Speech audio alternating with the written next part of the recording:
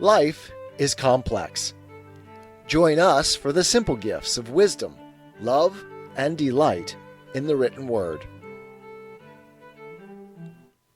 Plato's Republic, Book 4. And Adeimantus interrupted. "How would you defend yourself, Socrates," he said, "if someone told you that you aren't making these men very happy and that it's their own fault? The city really belongs to them, yet they derive no good from it. Others own land, build fine, big houses, acquire furnishings to go along with them, make their own private sacrifices to the gods, entertain guests, and also, of course, possess what you were talking about just now, gold and silver and all the things that are thought to belong to people who are blessedly happy. But one might well say that your guardians are simply settled in the city like mercenaries, and that all they do is watch over it." "Yes," I said, "and what's more, they work simply for their keep, and get no extra wages as the others do. Hence, if they want to take a private trip away from the city, they won't be able to. They'll have nothing to give to their mistresses, nothing to spend in whatever other ways they wish, as people do who are considered happy. You've omitted these and a host of other similar facts from your charge. Well, let them be added to the charge as well. Then, are you asking how we should defend ourselves? Yes. I think we'll discover what to say if we follow the same path as before. We'll say that it wouldn't be surprising if these people were happiest just as they are, but that, in establishing our city, we aren't aiming it to make any one group outstandingly happy, but to make the whole city so, as far as possible. We thought that we'd find justice most easily in such a city, and injustice, by contrast, in the one that is governed worst, and that, by observing both cities, we'd be able to judge the question we've been inquiring into for so long. We take ourselves, then, to be fashioning the happy city, not picking out a few happy people and putting them in it, but making the whole city happy. We'll look at the opposite city soon. Suppose, then, that someone came up to us while we were painting a statue and objected that, because we had painted the eyes, which are the most beautiful part, black rather than purple, we had not applied the most beautiful colors to the most beautiful parts of the statue. We'd think it reasonable to offer the following defense. You mustn't expect us to paint the eyes so beautifully that they no longer appear to be eyes at all, and the same with the other parts. Rather, you must look to see whether by dealing with each part appropriately, we are making the whole statue beautiful. Similarly, you mustn't force us to give our guardians the kind of happiness that would make them something other than guardians. We know how to clothe the farmers in purple robes, festoon them with gold jewelry, and tell them to work the land whenever they please. We know how to settle our potters on couches by the fire, feasting and passing the wine around, with their wheel beside them for whenever they want to make pots. And we can make all the others happy in the same way, so that the whole city is happy. Don't urge us to do this, however, for if we do, a farmer wouldn't be a farmer, nor a potter, and none of the others would keep to the patterns of work that give rise to a city. Now, if cobblers become inferior and corrupt and claim to be what they are not, that won't do too much harm to the city. Hence, as far as they and the others like them are concerned, our argument carries less weight. But if the guardians of our laws and city are merely believed to be guardians but are not, you surely see that they'll destroy the city utterly, just as they alone have the opportunity to govern it well and make it happy. If we're making true guardians, then, who are least likely to do evil to the city, and if the one who brought that charge is talking about farmers and banqueters who are happy as they would be at a festival rather than in a city, then he isn't talking about a city at all, but about something else.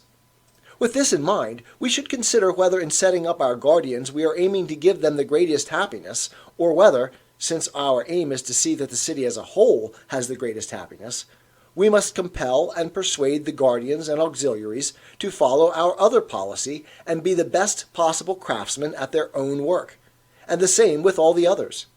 In this way, with the whole city developing and being governed well, we must leave it to nature to provide each group with its share of happiness. "I think you put that very well," he said. "Will you also think that I'm putting things well when I make the next point, which is closely akin to this one? Which one exactly? Consider whether or not the following things corrupt the other workers, so that they become bad. What things? Wealth and poverty. How do they corrupt the other workers? Like this. Do you think that a potter who has become wealthy will still be willing to pay attention to his craft? Not at all. Won't he become more idle and careless than he was? Much more. Then won't he become a worse potter? Far worse. And surely if poverty prevents him from having tools or any of the other things he needs for his craft, he'll produce poorer work and will teach his sons or anyone else he teaches to be worse craftsmen. No, of course. So poverty and wealth make a craftsman and his products worse. Apparently. It seems then that we found other things that our guardians must guard against in every way, to prevent them from slipping into the city unnoticed. What are they? Both wealth and poverty. The former makes for luxury, idleness, and revolution. The latter for slavishness, bad work, and revolution as well. That's certainly true. But consider this, Socrates. If our city hasn't got any money, how will it be able to fight a war, especially if it has to fight against a great and wealthy city? Obviously, it will be harder to fight one such city and easier to fight two. How do you mean? First of all, if our city has to fight a city of the sort you mention, won't it be a case of warrior athletes fighting against rich men? Yes, as far as that goes. Well then, Adeimantus, don't you think that one boxer who has had the best possible training could easily fight two rich and fat non-boxers? Maybe not at the same time. Not even by escaping from them and then turning and hitting the one who caught up with him first, and doing this repeatedly in stifling heat and sun? Wouldn't he, in his condition, be able to handle even more than two such people? Well, that certainly wouldn't be surprising. And don't you think that the rich have more knowledge and experience of boxing than of how to fight a war? I do. Then in all likelihood, our athletes will easily be able to fight twice or three times their own numbers in a war. I agree, for I think what you say is right. What if they sent envoys to another city and told them the following truth? We have no use for gold or silver, and it isn't lawful for us to possess them. So join us in this war, and you can take the property of those who oppose us for yourselves. Do you think that anyone hearing this would choose to fight hard, lean dogs, rather than to join them in fighting fat and tender sheep? No, I don't. But if the wealth of all the cities came to be gathered in a single one, watch out that it doesn't endanger your non-wealthy city. Oh, you're happily innocent if you think that anything other than the kind of city we are founding deserves to be called a city. What do you mean?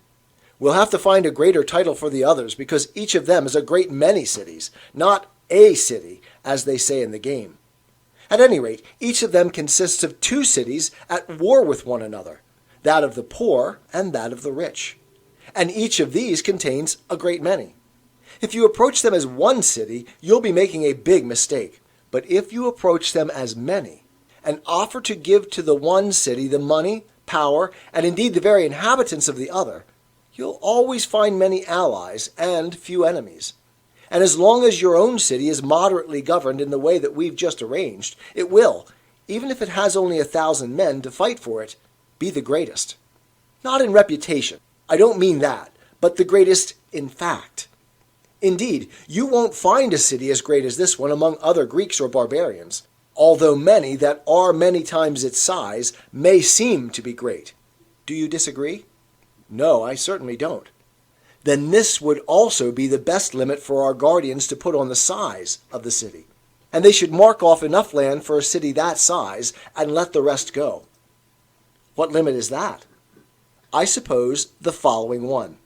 As long as it is willing to remain one city, it may continue to grow. But it cannot grow beyond that point. That is a good limit. Then we'll give our guardians this further order, namely, to guard in every way against the cities being either small or great in reputation, instead of being sufficient in size and one in number.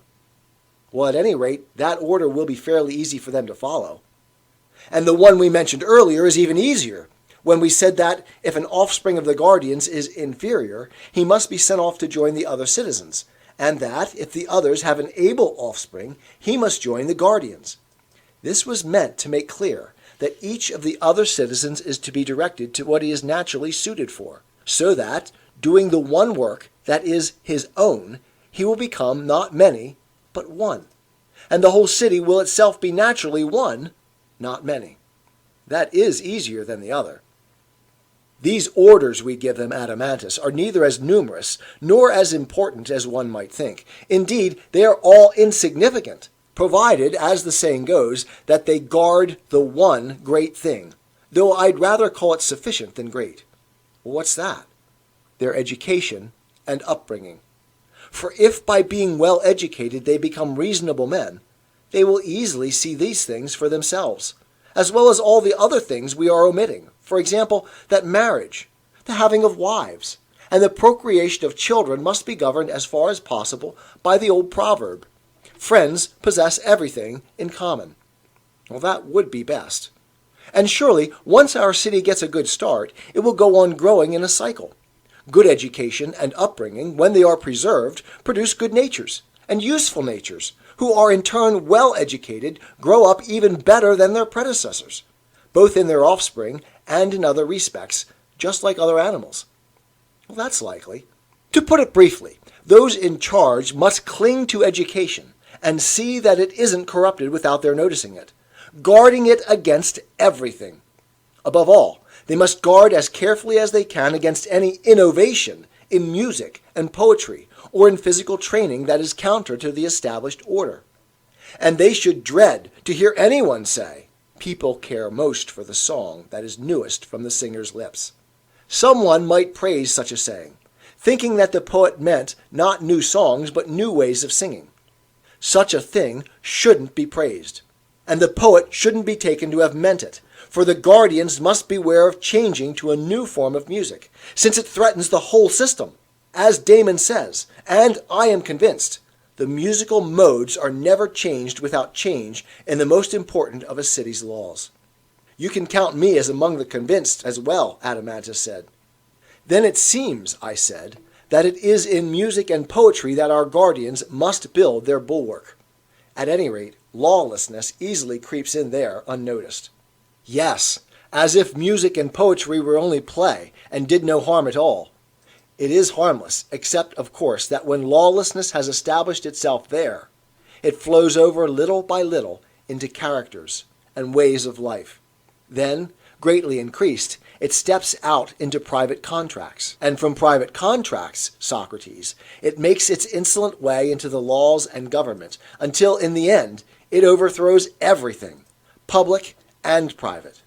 Well, is that the way it goes? I think so. Then, as we said at first, our children's games must from the very beginning be more law-abiding. For if their games become lawless, and the children follow suit, isn't it impossible for them to grow up into good and law-abiding men? It certainly is. But when children play the right games from the beginning, and absorb lawfulness from their music and poetry, it follows them in everything and fosters their growth, correcting anything in the city that may have gone wrong before. In other words, the very opposite of what happens where the games are lawless. Well, that's true. These people will also discover the seemingly insignificant conventions their predecessors have destroyed. Which ones? Things like this: when it is proper for the young to be silent in front of their elders, when they should make way for them or stand up in their presence, the care of parents, hairstyles, the clothes and shoes to wear, deportment, and everything else of that sort. Don't you agree? I do. I think it's foolish to legislate about such things. Verbal or written decrees will never make them come about or last. Well, how could they? At any rate, Adeimantus, it looks as though the start of someone's education determines what follows. Doesn't like always encourage like? It does. And the final outcome of education, I suppose we'd say, is a single newly finished person who is either good or the opposite. Well, of course. That's why I wouldn't go on to try to legislate about such things. And with good reason. Then, by the gods, what about market business, such as the private contracts people make with one another in the marketplace, for example, or contracts with manual laborers, cases of insult or injury, the bringing of lawsuits, the establishing of juries, the payment and assessment of whatever dues are necessary in markets and harbors, the regulation of market, city, harbor, and the rest? Should we bring ourselves to legislate about any of these? It isn't appropriate to dictate to men who are fine and good. They'll easily find out for themselves whatever needs to be legislated about such things. Yes, provided that a God grants that the laws we have already described are preserved. If not, they'll spend their lives enacting a lot of other laws and then amending them, believing that in this way they'll attain the best. You mean they'll live like those sick people who, through licentiousness, aren't willing to abandon their harmful way of life? That's right. And such people carry on in an altogether amusing fashion, don't they? Their medical treatment achieves nothing, except that their illness becomes worse and more complicated, and they're always hoping that someone will recommend some new medicine to cure them. That's exactly what happens to people like that. And isn't it also amusing that they consider their worst enemy to be the person who tells them the truth? Namely, that until they give up drunkenness, overeating, lechery, and idleness, no medicine, cautery, or surgery, no charms, amulets, or anything else of that kind will do them any good. It isn't amusing at all, for it isn't amusing to treat someone harshly when he's telling the truth. You don't seem to approve of such men. I certainly don't, by God. Then you won't approve either if a whole city behaves in that way, as we said. Don't you think that cities that are badly governed behave exactly like this, when they warn their citizens not to disturb the city's whole political establishment on pain of death? The person who is honored and considered clever and wise in important matters by such badly governed cities is the one who serves them most pleasantly, indulges them, flatters them, anticipates their wishes, and is clever at fulfilling them. Cities certainly do seem to behave in that way, and I don't approve of it at all. What about those who are willing and eager to serve such cities? Don't you admire their courage and readiness? I do, except for those who are deceived by majority approval into believing that they are true statesmen. What do you mean? Have you no sympathy for such men? Or do you think it's possible for someone who is ignorant of measurement not to believe it himself, when many others who are similarly ignorant tell him that he is 6 feet tall? No, I don't think that. Then don't be too hard on them, for such people are surely the most amusing of all. They pass laws on the subjects we've just been enumerating, and then amend them. And they always think they'll find a way to put a stop to cheating on contracts and the other things I mentioned, not realizing that they're really just cutting off a hydra's head. Yet that's all they're doing. I'd have thought then that the true lawgiver oughtn't to bother with that form of law or constitution, either in a badly governed city or in a well-governed one. In the former, because it's useless and accomplishes nothing. In the latter, because anyone could discover some of these things while the others follow automatically from the ways of life we established. What is now left for us to deal with under the heading of legislation? For us, nothing. But for the Delphic Apollo, it remains to enact the greatest, finest, and first of laws. What laws are those? Those having to do with the establishing of temples, sacrifices, and other forms of service to gods, daemons, and heroes, the burial of the dead, and the services that ensure their favor. We have no knowledge of these things, and in establishing our city, if we have any understanding, we won't be persuaded to trust them to anyone other than the ancestral guide. And this God, sitting upon the rock at the center of the earth, is without a doubt the ancestral guide on these matters for all people. Nicely put, and that's what we must do. 'Tis the gift to be simple. 'Tis the gift to be free. 'Tis the gift to come down where we ought to be. And when we find ourselves in the place just right, 'twill be in the valley of love and delight. When true simplicity is gained, to bow and to bend, we will not be ashamed. To turn, turn will be our delight, till by turning, turning, we come round right.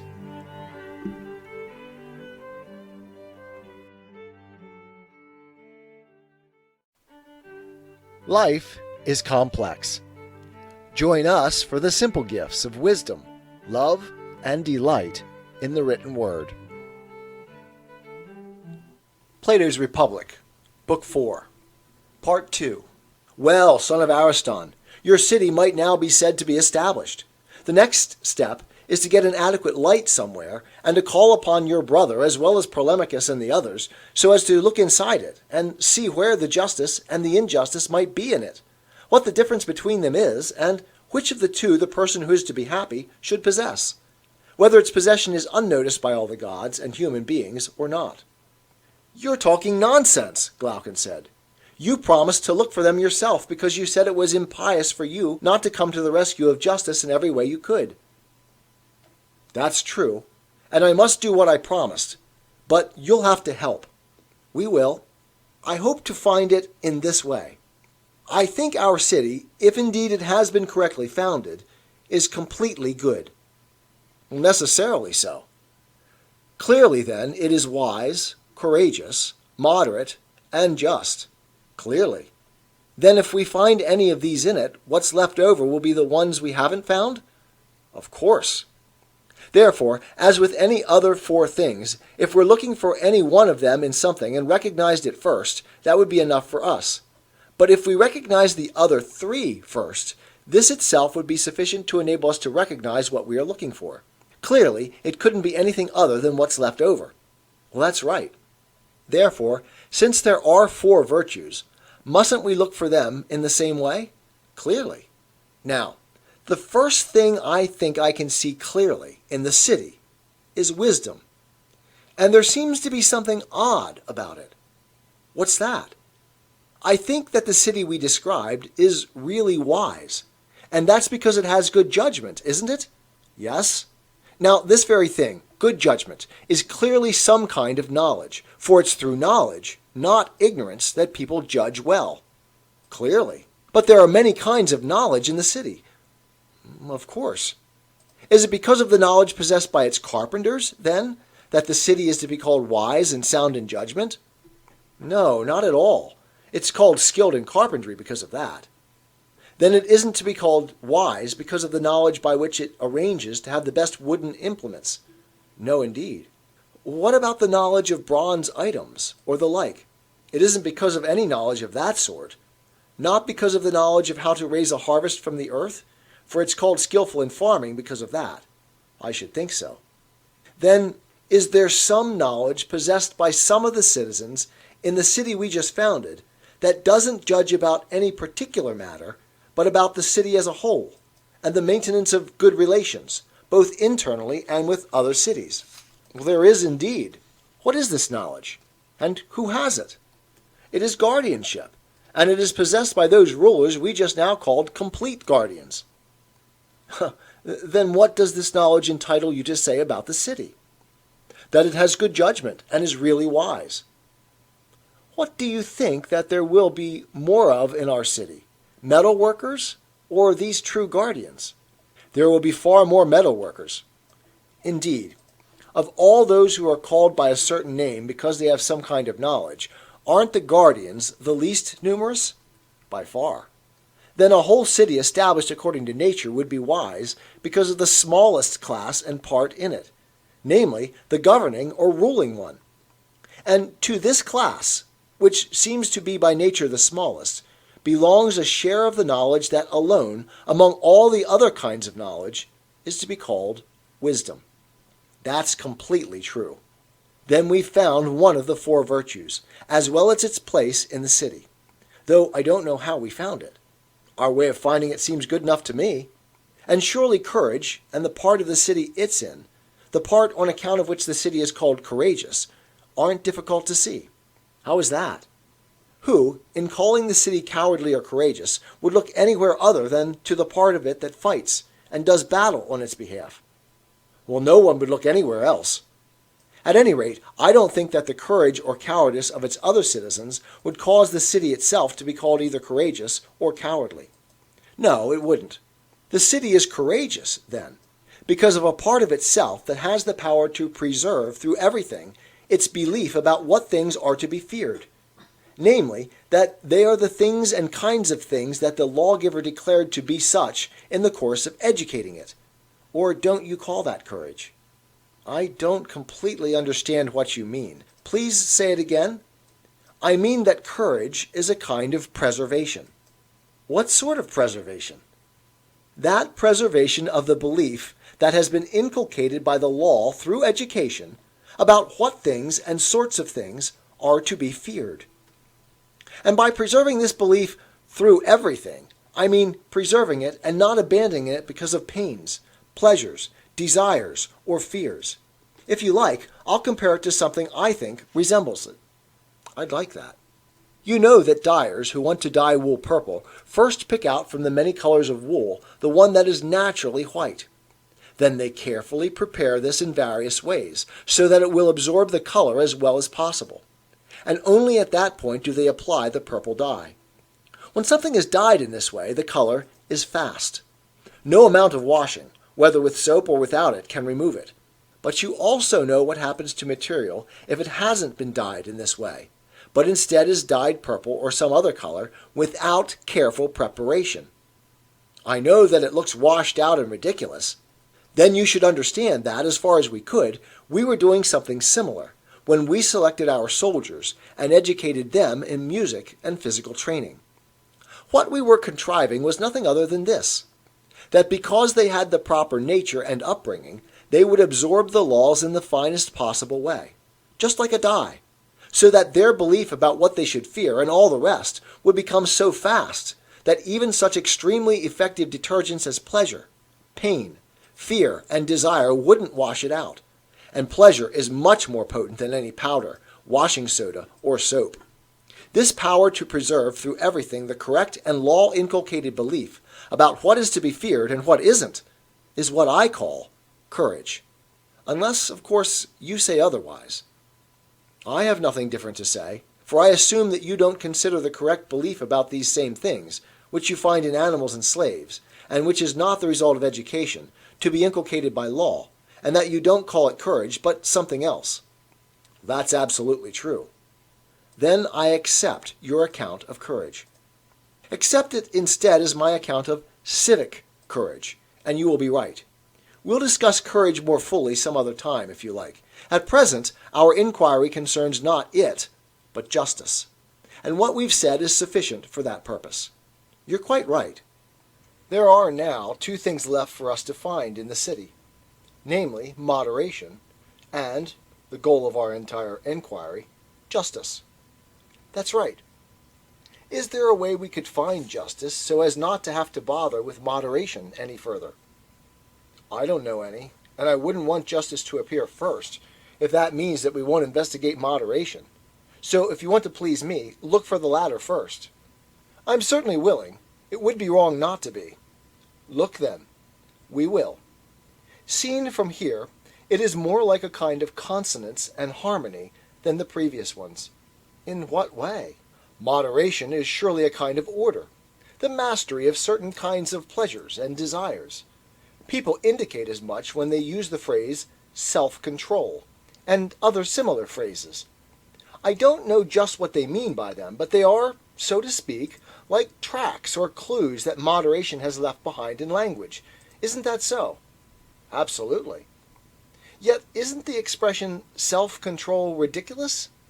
The stronger self that does the controlling is the same as the weaker self that gets controlled, so that only one person is referred to in all such expressions. Of course. Nevertheless, the expression is apparently trying to indicate that, in the soul of that very person, there is a better part and a worse one, and that whenever the naturally better part is in control of the worse, this is expressed by saying that the person is self-controlled, or master of himself. At any rate, one praises someone by calling him self-controlled. But when, on the other hand, the smaller and better part is overpowered by the larger, because of bad upbringing or bad company, this is called being self-defeated, or licentious, and is a reproach. Appropriately so. Take a look at our new city, and you'll find one of these in it. You'll say that it is rightly called self-controlled, if indeed something in which the better rules the worse is properly called moderate and self-controlled. I am looking, and what you say is true. Now, one finds all kinds of diverse desires, pleasures, and pains, mostly in children, women, household slaves, and in those of the inferior majority who are called free. That's right. But you meet with the desires that are simple, measured, and directed by calculation in accordance with understanding and correct belief, only in the few people who are born with the best natures and receive the best education. Well, that's true. Then don't you see that in your city too, the desires of the inferior many are controlled by the wisdom and desires of the superior few? I do. Therefore, if any city is said to be in control of itself and of its pleasures and desires, it is this one. Absolutely. And isn't it therefore also moderate because of all this? It is. And further, if indeed the ruler and the ruled in any city share the same belief about who should rule, it is in this one. Or don't you agree? I agree entirely. And when the citizens agree in this way, in which of them do you say moderation is located? In the ruler or the ruled? I would suppose in both. Then you see how right we were to divine that moderation resembles a kind of harmony. How so? Because unlike courage and wisdom, each of which resides in one part, making the city brave and wise respectively, moderation spreads throughout the whole. It makes the weakest, the strongest, and those in between, whether in regard to reason, physical strength, numbers, wealth, or anything else, all sing the same song together. And this unanimity, this agreement between the naturally worse and the naturally better, as to which of the two is to rule both in the city and in each one, is rightly called moderation. I completely agree. All right, we've now found, at least from the point of view of our present beliefs, 3 out of the 4 virtues in our city. So what kind of virtue is left, then, that makes the city share even further in virtue? Surely it's clear that it is justice. That is clear. Then, Glaucon, we must station ourselves like hunters surrounding a wood, and focus our understanding, so that justice doesn't escape us and vanish into obscurity. For obviously it's around here somewhere. So look and try eagerly to catch sight of it. And if you happen to see it before I do, you can tell me about it. I wish I could, but you'll make better use of me if you take me to be a follower who can see things when you point them out to him. Follow then, and join me in a prayer. I'll do that just as long as you lead. I certainly will, though the place seems to be impenetrable and full of shadows. It is certainly dark and hard to search through. But all the same, we must go on. Indeed we must. And then I caught sight of something. Aha, Glaucon! It looks as though there's a track here, so it seems that our quarry won't altogether escape us. That's good news. Either that, or we've just been stupid. In what way? Because what we are looking for seems to have been rolling around at our feet from the very beginning, and we didn't see it, which was ridiculous of us. Just as people sometimes search for the very thing they are holding in their hands, so we didn't look in the right direction, but gazed off into the distance, and that's probably why we didn't notice it. What do you mean? I mean that, though we've been talking and hearing about it for a long time, I think we didn't understand what we were saying, or that, in a way, we were talking about justice. That's a long prelude for someone who wants to hear the answer. Then listen, and see whether there's anything in what I say. Justice, I think, is exactly what we said must be established throughout the city when we were founding it. Either that or some form of it. We stated, and often repeated, if you remember, that everyone must practice one of the occupations in the city for which he is naturally best suited. Yes, we did keep saying that. Moreover, we've heard many people say, and have often said ourselves, that justice is doing one's own work and not meddling with what isn't one's own. Yes, we have. Then it turns out that this doing one's own work, provided that it comes to be in a certain way, is justice. And do you know what I take as evidence of this? No. Tell me. I think that this is what was left over in the city when moderation, courage, and wisdom have been found. It is the power that makes it possible for them to grow in the city, and that preserves them when they've grown for as long as it remains there itself. And of course, we said that justice would be what was left over when we had found the other 3. Yes, that must be so. And surely, if we had to decide which of the 4 will make the city good by its presence, it would be a hard decision. Is it the agreement in belief between the rulers and the ruled, or the preservation among the soldiers and the law-inspired belief about what is to be feared and what isn't, or the wisdom and guardianship of the rulers? Or is it, above all, the fact that every child, woman, slave, freeman, craftsman, ruler, and ruled each does his own work, and doesn't meddle with what is other people's? How could this fail to be a hard decision? It seems, then, that the power that consists in everyone's doing his own work rivals wisdom, moderation, and courage in its contribution to the virtue of the city. It certainly does. And wouldn't you call this rival to the others in its contribution to the city's virtue justice? Absolutely. Look at it this way if you want to be convinced. Won't you order your rulers to act as judges in the city's courts? Of course. And won't their sole aim in delivering judgments be that no citizen should have what belongs to another, or be deprived of what is his own? They'll have no aim but that, because that is just? Yes. Therefore, from this point of view also, the having and doing of one's own would be accepted as justice. Well, that's right. Consider then, and see whether you agree with me about this.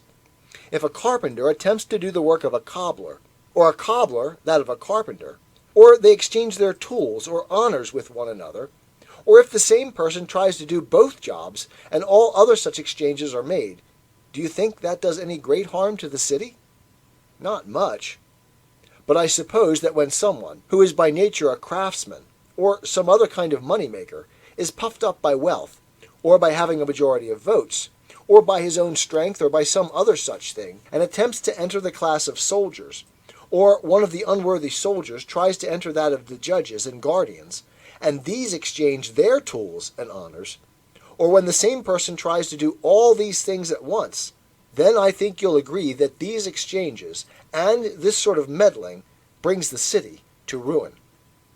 Absolutely.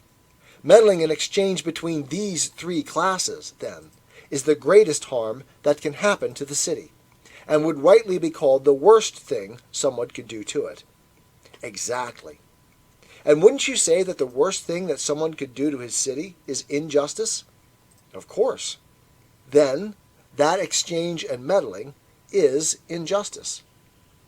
Or to put it in the other way around, for the money-making, auxiliary, and guardian classes each to do its own work in the city is the opposite. That's justice, isn't it? And makes the city just? I agree. Justice is that, and nothing else. Let's not take that as secure just yet. But if we find that the same form, when it comes to be in each individual person, is accepted as justice there as well, we can assent to it. What else can we say? But if that isn't what we find, we must look for something else to be justice. 'Tis the gift to be simple. 'Tis the gift to be free. 'Tis the gift to come down where we ought to be. And when we find ourselves in the place just right, 'twill be in the valley of love and delight. When true simplicity is gained, to bow and to bend, we will not be ashamed. To turn will be our delight, till by turning, we come round right.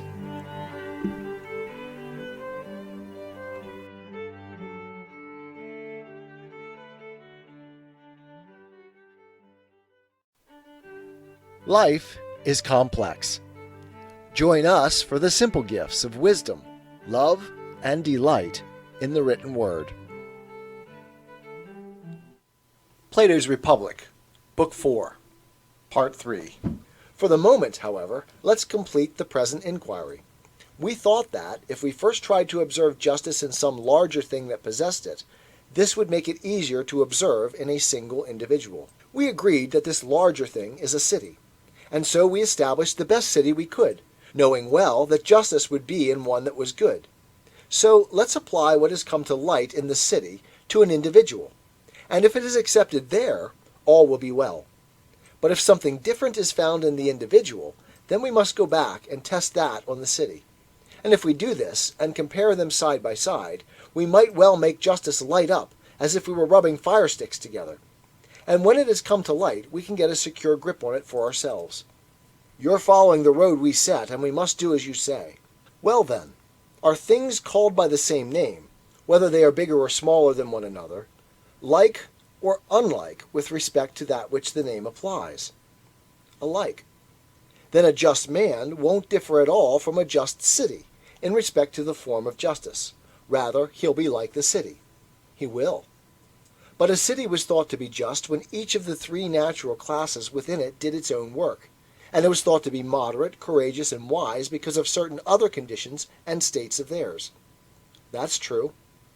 Then, if an individual has these same three parts in his soul, we will expect him to be correctly called by the same name as the city if he has the same conditions in them.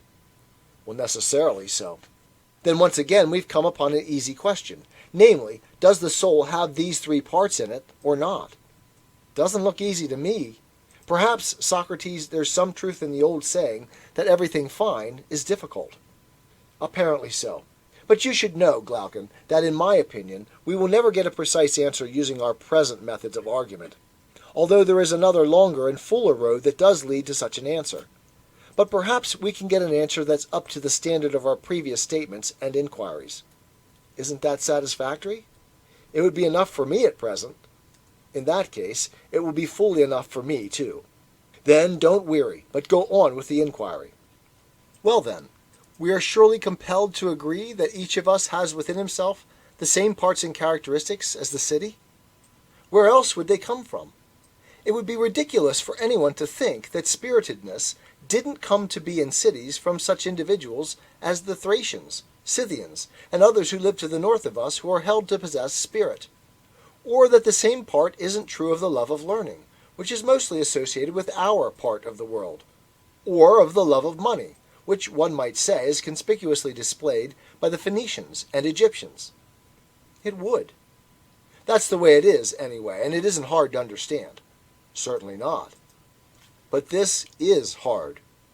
Do we do these things with the same part of ourselves, or do we do them with three different parts? Do we learn with one part, get angry with another, and with some third part desire the pleasures of food, drink, sex, and the others that are closely akin to them? Or, when we set out after something, do we act with the whole of our soul, in each case? This is what's hard to determine in a way that's up to the standards of our argument. I think so too.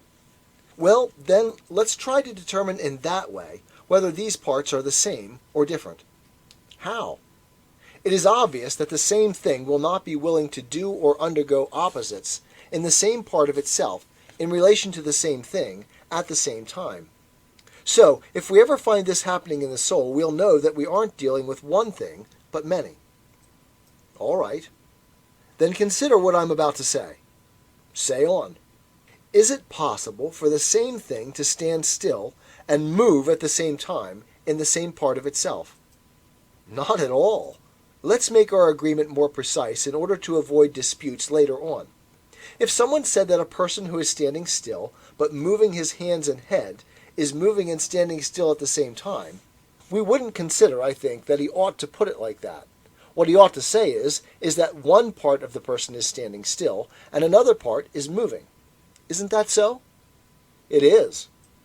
And if our interlocutor became even more amusing, and was sophisticated enough to say that whole spinning tops stand still and move at the same time when the peg is fixed in the same place and they revolve, and that the same is true of anything else moving in a circular motion on the same spot, we wouldn't agree, because it isn't with respect to the same parts of themselves that such things both stand still and move. We'd say that they have an axis and a circumference, and that with respect to the axis they stand still, since they don't wobble to either side, while with respect to the circumference they move in a circle. But if they do wobble to the left or right, front or back, while they are spinning, we'd say that they aren't standing still in any way. And we'd be right. No such statements will disturb us then, or make us believe that the same thing can be, do, or undergo opposites at the same time, in the same respect, and in relation to the same thing. They won't make me believe it, at least.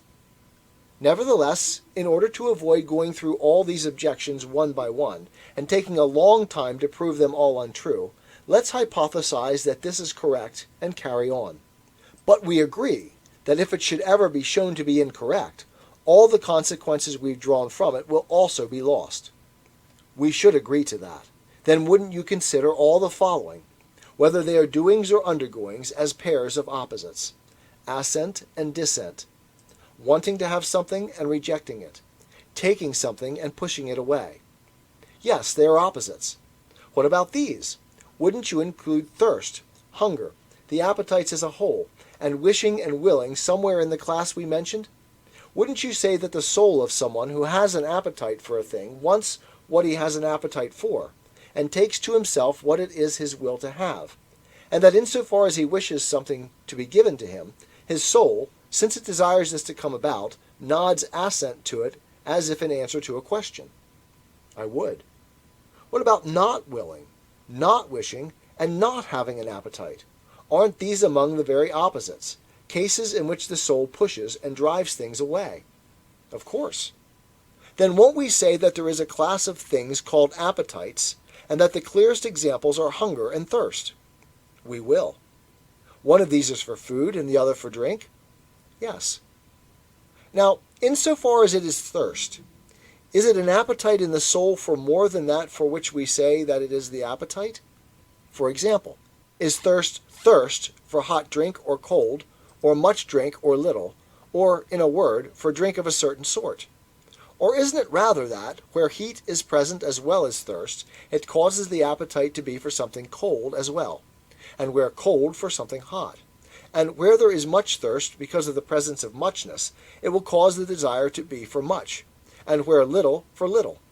But thirst itself will never be for anything other than what it is in its nature to be for, namely, drink itself, and hunger for food. That's the way it is. Each appetite itself is only for its natural object, while the appetite for something of a certain sort depends on additions.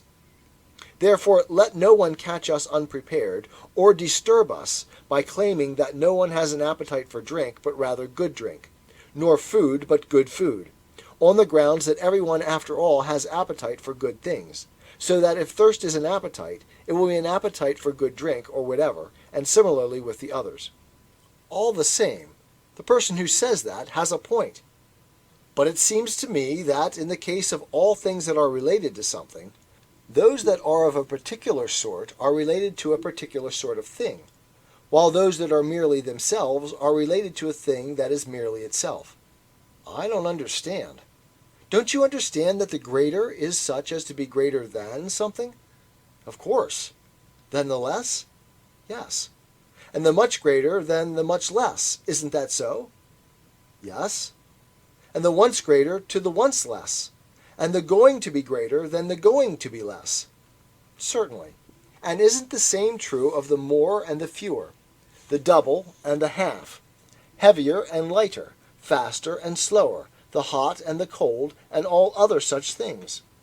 Of course. And what about the various kinds of knowledge? Doesn't the same apply? Knowledge itself is knowledge of what can be learned itself, or whatever it is that knowledge is of, while a particular sort of knowledge is of a particular sort of thing. For example, when knowledge of building houses came to be, didn't it differ from the other kinds of knowledge, and so was called knowledge of building? Of course. And wasn't that because it was a different sort of knowledge from all the others? Yes. And wasn't it because it was of a particular sort of thing that it itself became a particular sort of knowledge? And isn't this true of all crafts and kinds of knowledge? It is.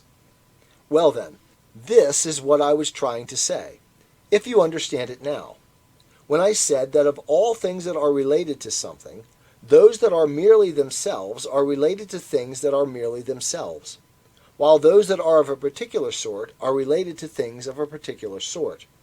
However, I don't mean that the sorts in question have to be the same for them both. For example, knowledge of health or disease isn't healthy or diseased, and knowledge of good and bad doesn't itself become good or bad.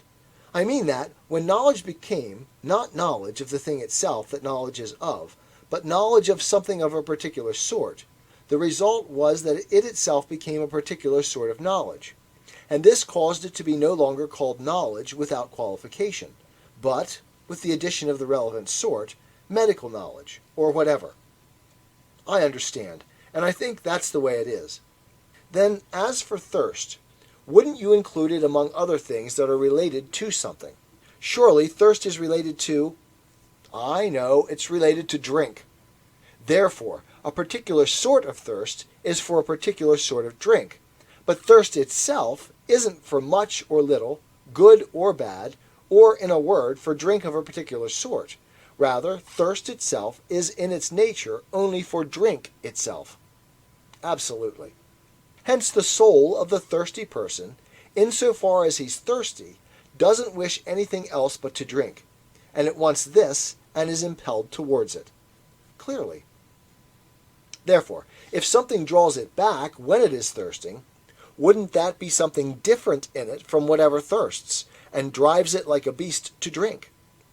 It can't be, we say, that the same thing, with the same part of itself, in relation to the same at the same time, does opposite things. No, it can't. In the same way, I suppose, it's wrong to say of the archer that his hands at the same time push the bow away and draw it towards him. We ought to say that one hand pushes it away, and the other draws it towards him. Absolutely. Now, would we assert that sometimes there are thirsty people who don't wish to drink? Certainly. It happens often to many different people. What, then, should one say about them? Isn't it that there is something in their soul bidding them to drink, and something different, forbidding them to do so, that overrules the thing that bids? I think so. Doesn't that which forbids in such cases come into play, if it comes into play at all, as a result of rational calculation, while what drives and drags them to drink is a result of feelings and diseases? Apparently. Hence, it isn't unreasonable for us to claim that they are two, and different from one another. We'll call the part of the soul with which it calculates the rational part, and the part with which it lusts, hungers, thirsts, and gets excited by other appetites, the irrational, appetitive part, companion of certain indulgences and pleasures. Yes, indeed, that's a reasonable thing to think. Then let these two parts be distinguished in the soul. Now, is the spirited part by which we get angry a third part, or is it of the same nature as either of the other two? Perhaps it's like the appetitive part?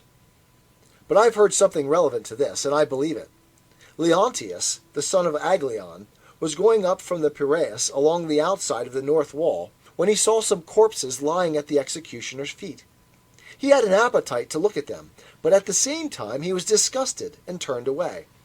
For a time he struggled with himself and covered his face, but, finally overpowered by the appetite, he pushed his eyes wide open and rushed towards the corpses, saying, "Look for yourselves, you evil wretches! Take your fill of the beautiful sight!" I've heard that story myself.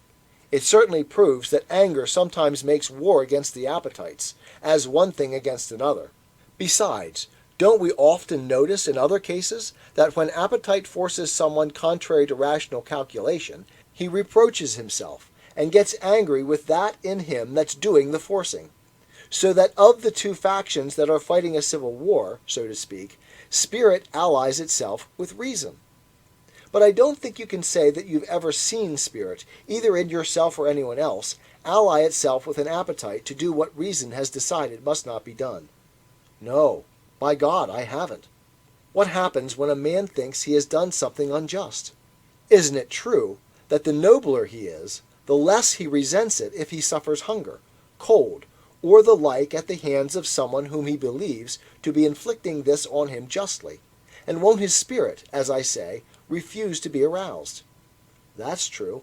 But what happens if, instead, he believes that someone has been unjust to him? Isn't the spirit within him boiling and angry, fighting for what he believes to be just? Won't it endure hunger, cold, and the like, and keep on till it's victorious, not ceasing from noble actions until it either wins, dies, or calms down, called to heel by the reason within him, like a dog by a shepherd?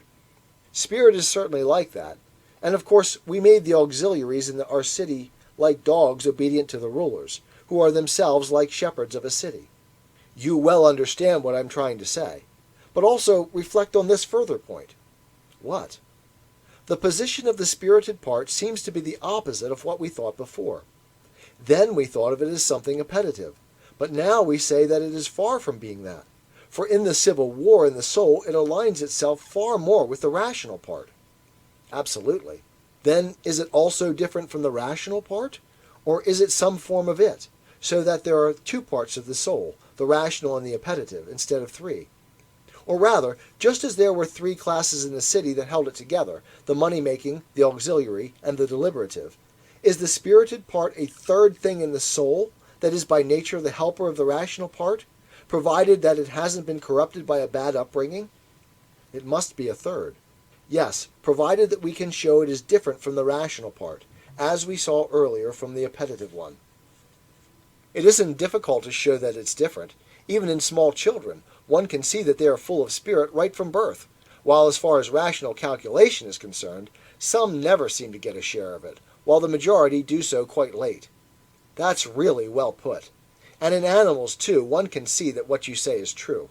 Besides, our earlier quotation from Homer bears it out, where he says, "He struck his chest and spoke to his heart." For here Homer clearly represents the part that is calculated about better and worse as different from the part that is angry without calculation. That's exactly right. "'Tis the gift to be simple. 'Tis the gift to be free. 'Tis the gift to come down where we ought to be. And when we find ourselves in the place just right, 'twill be in the valley of love and delight. When true simplicity is gained, to bow and to bend, we will not be ashamed. To turn, turn will be our delight, till by turning, turning, we come round right."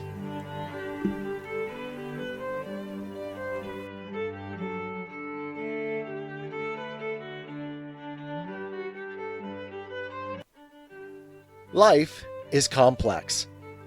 Join us for the simple gifts of wisdom, love, and delight in the written word. Plato's Republic, Book 4, Part 4.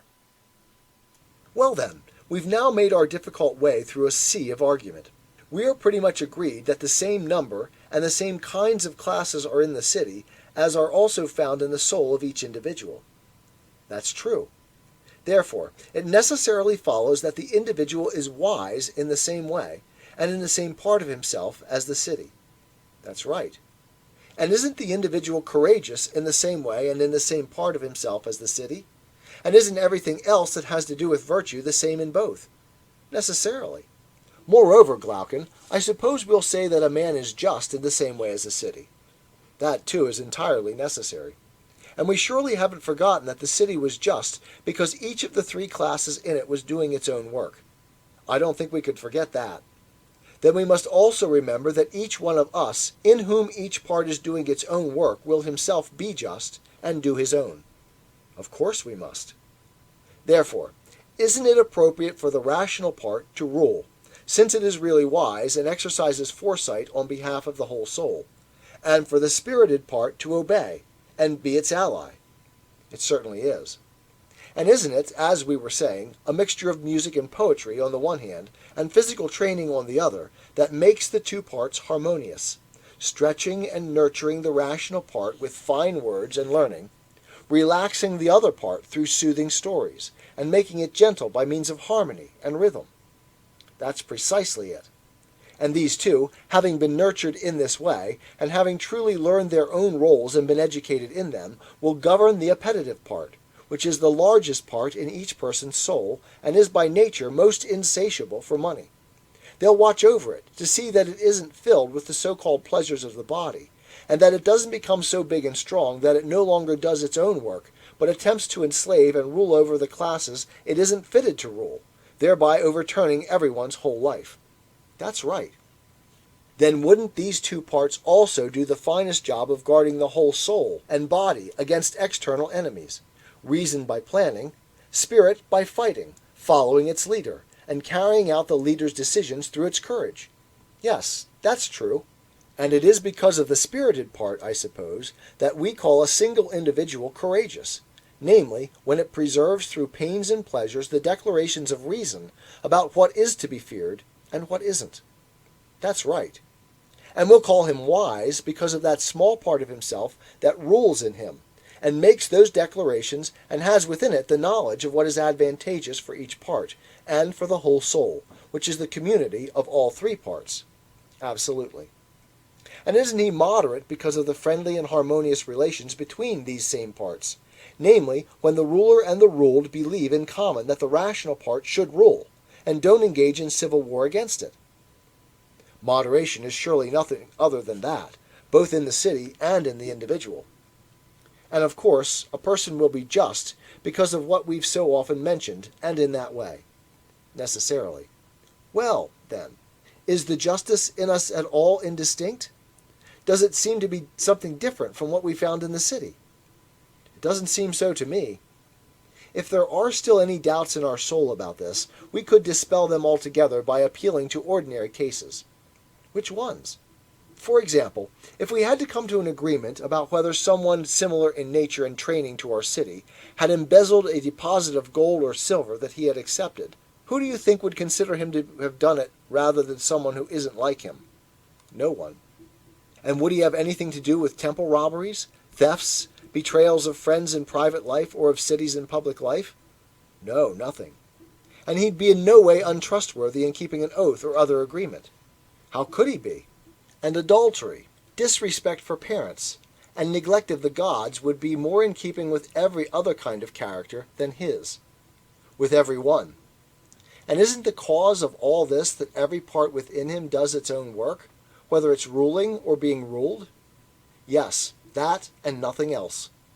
Then are you still looking for justice to be something other than this power, the one that produces men and cities of the sort we've described? No, I certainly am not. Then the dream we had has been completely fulfilled. Our suspicion that, with the help of some god, we had hit upon the origin and pattern of justice right at the beginning in founding our city. Absolutely.